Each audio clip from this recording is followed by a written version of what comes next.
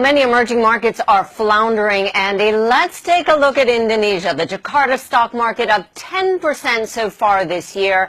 Analysts and investors pretty excited about the upcoming election. There's a new guy on the block. People think it's going to herald a big change. His name is Joko Widodo, better known as Jokowi. Is it really going to change things, though?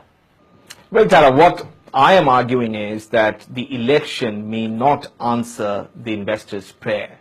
And probably because investors are being a tad too optimistic. Mind you, I'm not forecasting a drop in share prices in the near term. What I'm saying is that the reform expectations were equally high with President Yudhoyono 10 years ago. But those reforms never really materialized. Now, Indonesia, we must accept, is a messy parliamentary democracy. Now, to pin hopes on one man, even if he's the president, can lead to eventual disappointment, however well-meaning Jokowi might be. Now, what will be important, therefore, is just what kind of control on parliament his party, Jokowi's party, PDIP, will have. Now, that we will come to know next month.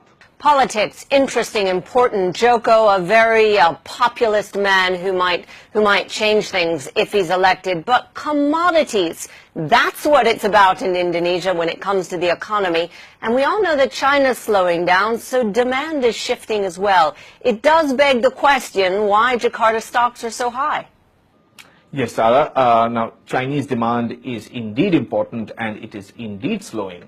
Chinese demand for commodities, that is. And Indonesia, which is a major exporter of minerals, of palm oil, and coal and other commodities, now it can't really rely on domestic consumption, which has supported more than 40% of GDP growth in recent years, because you simply can't do that for any length of time without investments, and India is a good case study because India tried to do just that and then it floundered.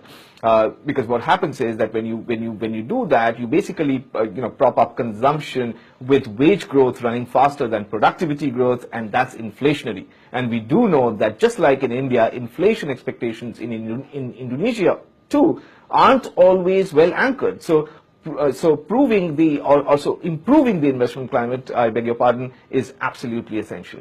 Well, let's keep an eye on this. Elections coming up in Indonesia. It's one of the hottest emerging stock markets right now, but there are some key issues that investors should be aware of.